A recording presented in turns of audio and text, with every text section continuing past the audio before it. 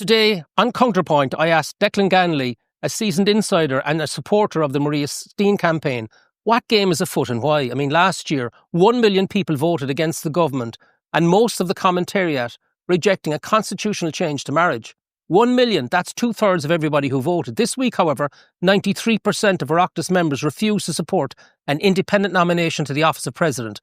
I'm Eddie Hobbs. Let's break it down.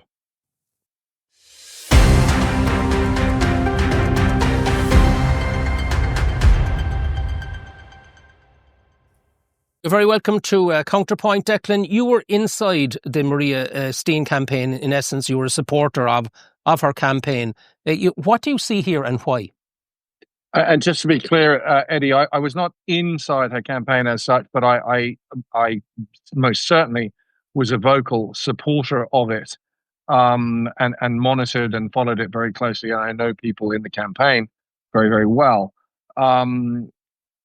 I think what happened yesterday, as we record this, was an affront to Irish democracy. Something very dangerous happened yesterday.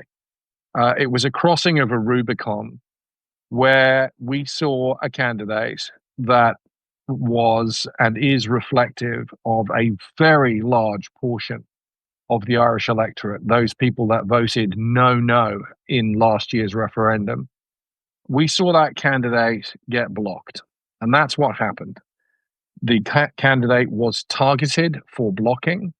They were not allowed to reach the 20 necessary nominations from the Oireachtas. They were blocked through the councils, and we saw the actions of a political cartel, and I'll explain in a little while why I call it a cartel, because that's what it is.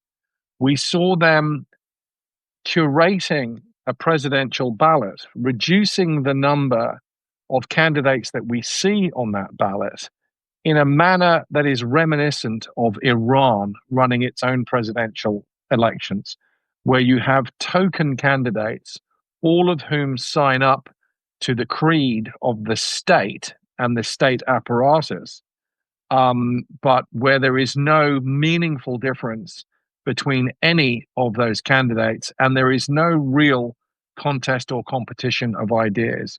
This was a disenfranchisement of the Irish electorate that happened yesterday. It is an affront to democracy, and that is not I'm not being hyperbolic. It is an affront to democracy, and it demands a very stark and very determined action on the part of the Irish people to send a strong message that this will not be tolerated. And what do you think that message should be? What form should it take?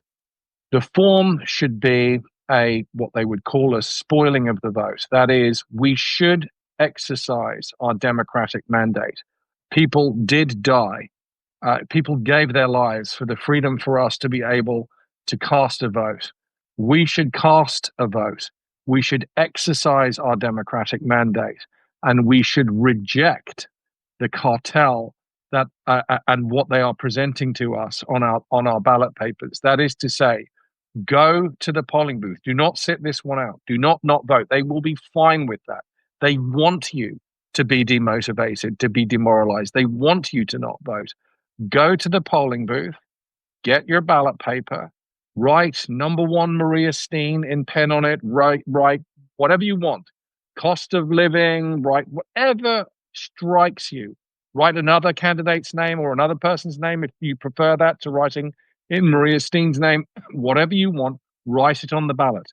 Do not show a preference for any one of the 3 curated candidates. Do not show a preference. Put a 0 beside them, put an X beside all of them. Do not indicate a preference of any one of them. Draw a cartoon, doodle on the ballot, anything that you want. Fold the ballot, put it in the ballot box. Legally, it must be counted. It will be counted as a spoiled vote. And let's send a tsunami of quote-unquote spoiled votes as a democratic protest of the rigging of a presidential election in Ireland. Make your voice heard peacefully through the ballot box by exercising your ballot in that manner and have it counted. I have to put it to you, Declan, you know, if I invert that just for a second, you know, the political establishment will be quick to say, you know, you're spoiling your vote is not a democratic process. How would you respond to that? They're liars.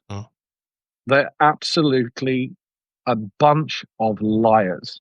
When they say that it is in any way there is nothing, it is profoundly democratic to go out and express your democratic rejection of this cartel, of this rigging. Why do I call it a cartel?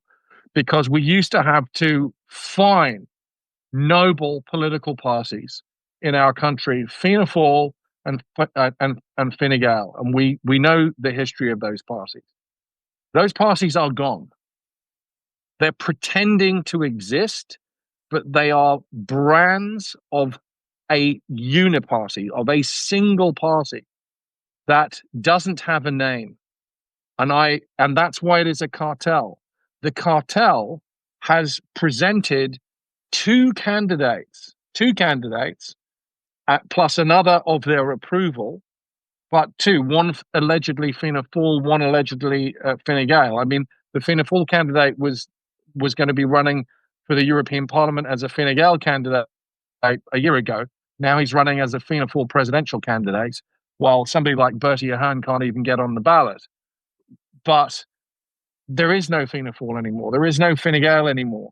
This is now a cartel that it's not even an oligopoly. It's much worse than that. It's a single party, in effect, that is curating and pretending to be two separate parties. This single party has got two candidates.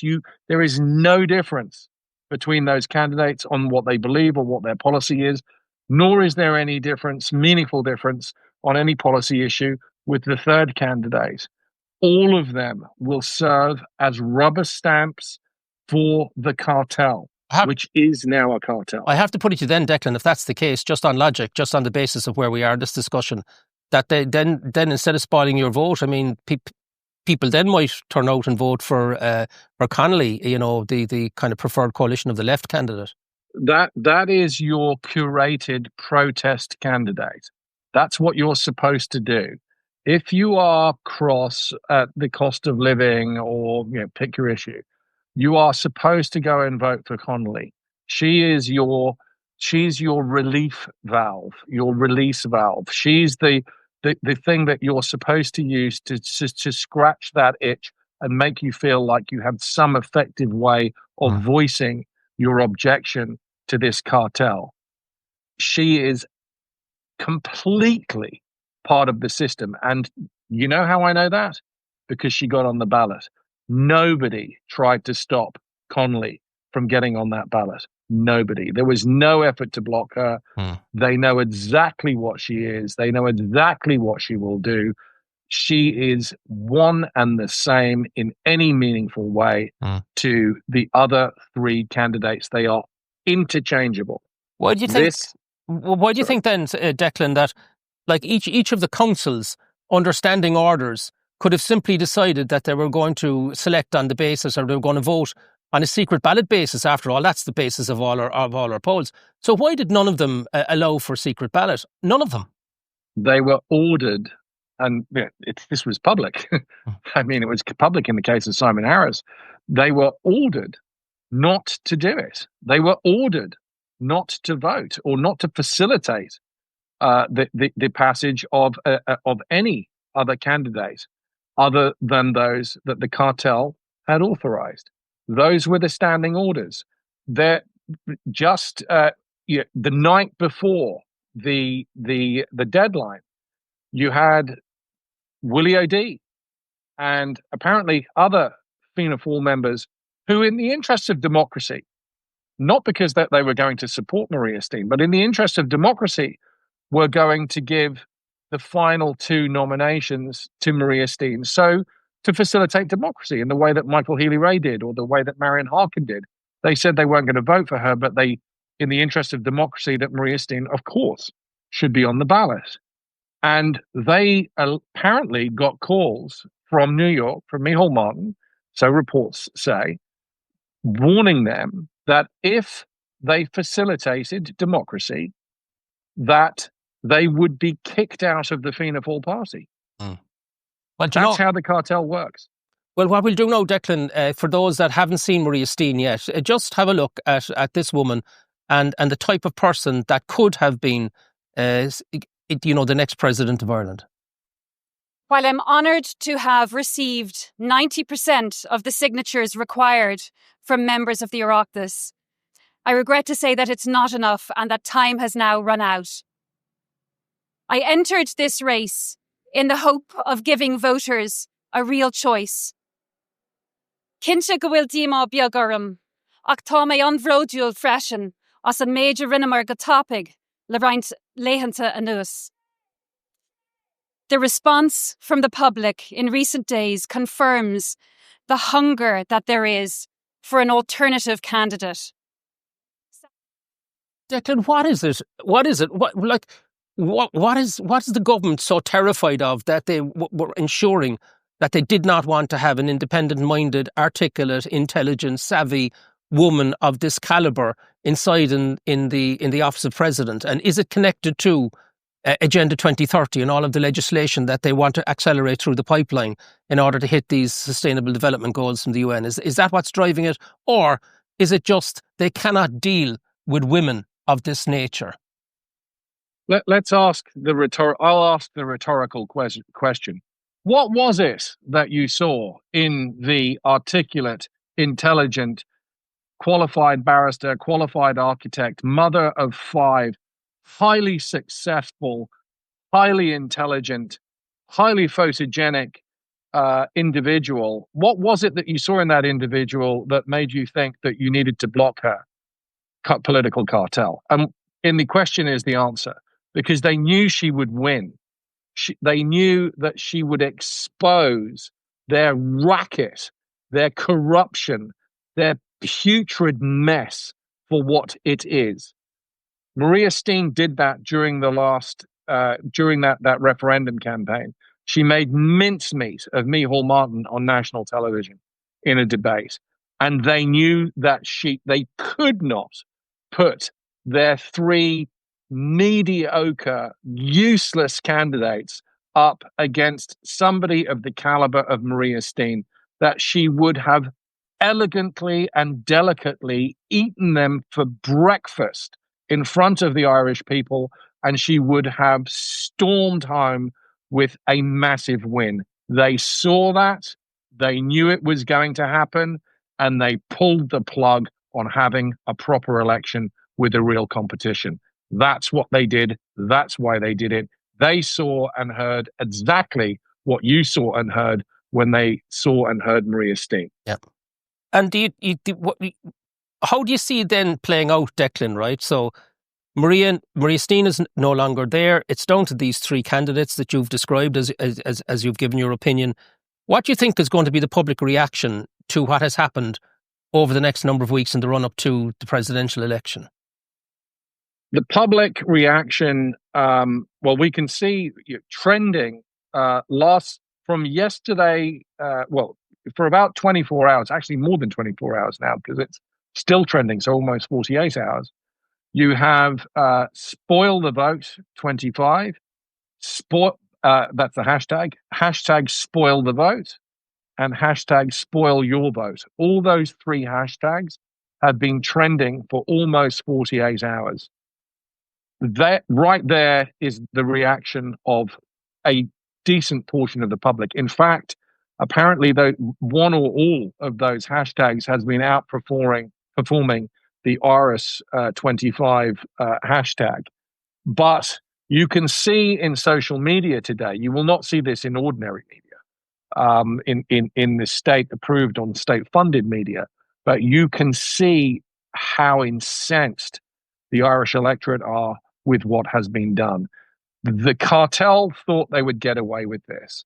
They thought that they would just get rid of Maria Steen, keep her off the ballot, and that this would all blow over in no time whatsoever. What is happening is the blocking, the banning, of Maria, the banning of real democracy and democratic debate, is now catalyzing into something a bit different. That is, it's no longer just about the outrageous and unjust banning of Maria Steen. This is about the whole rotten political cartel in Ireland and what it is doing.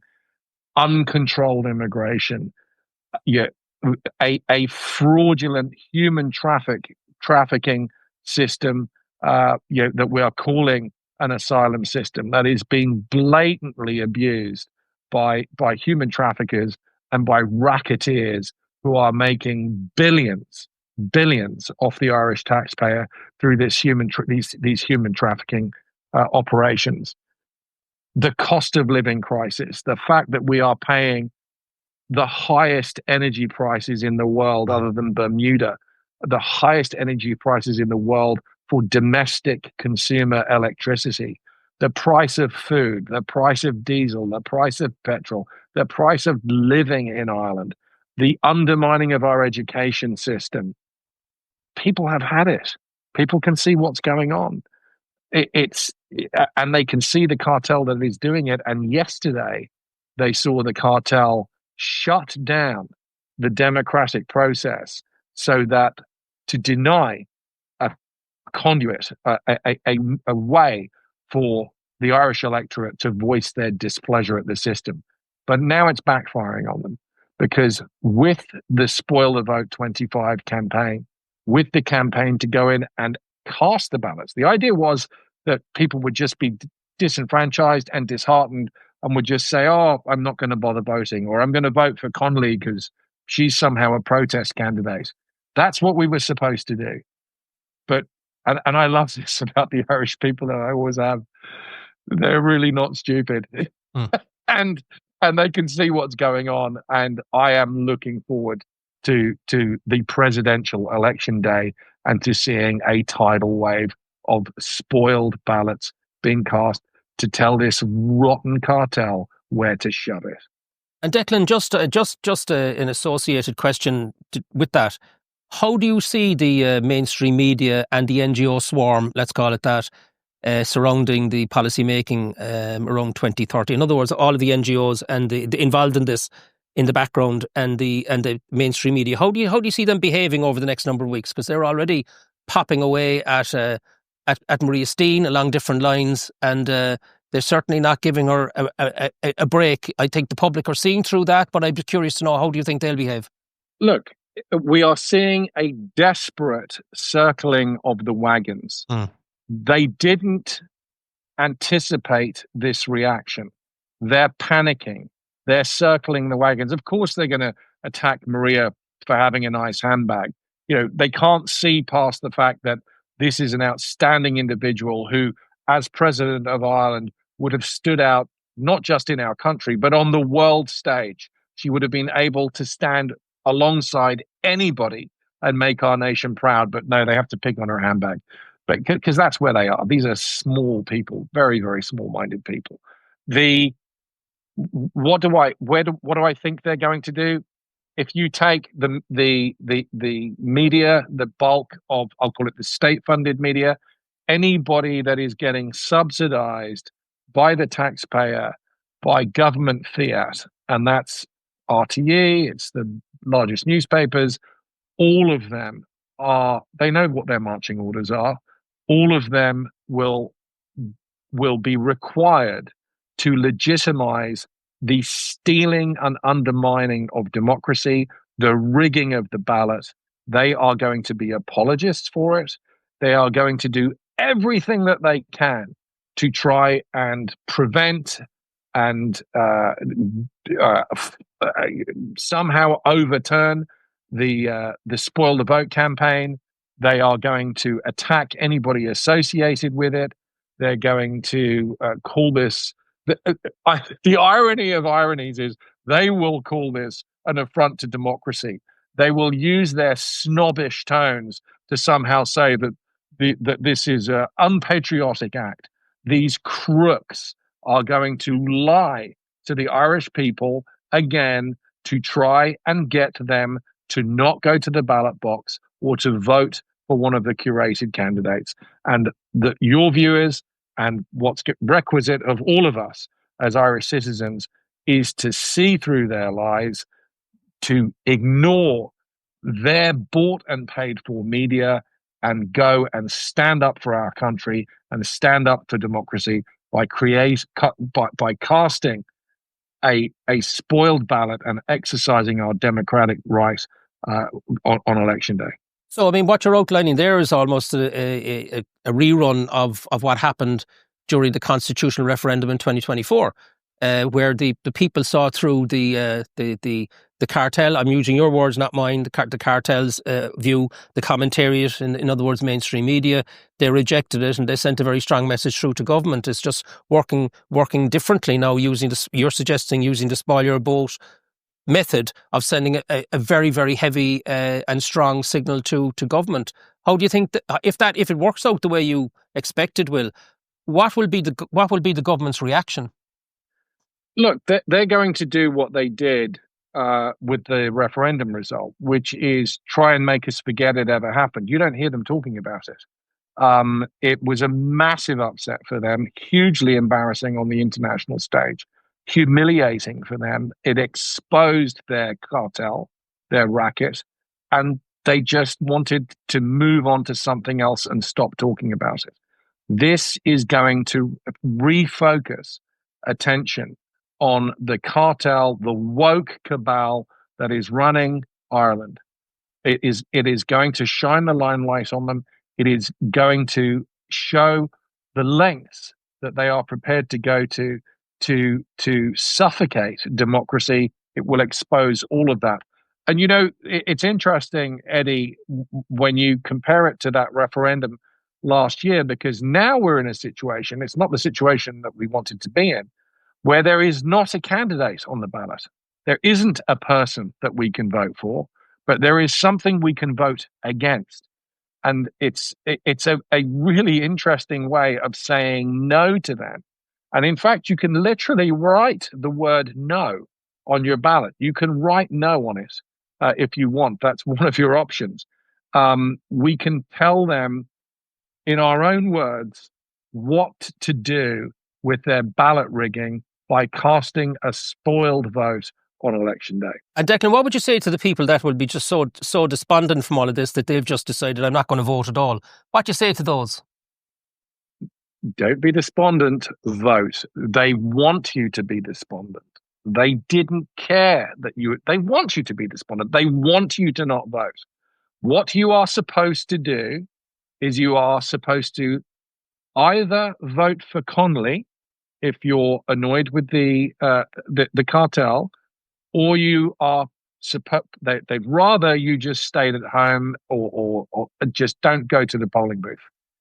Make sure you're registered and do exactly what they do not want you to do, which is go and exercise your democratic right and cast that ballot. Okay, well, Declan, I think you've been conventionally very, very clear in your views. I want to thank you for coming on Counterpoint.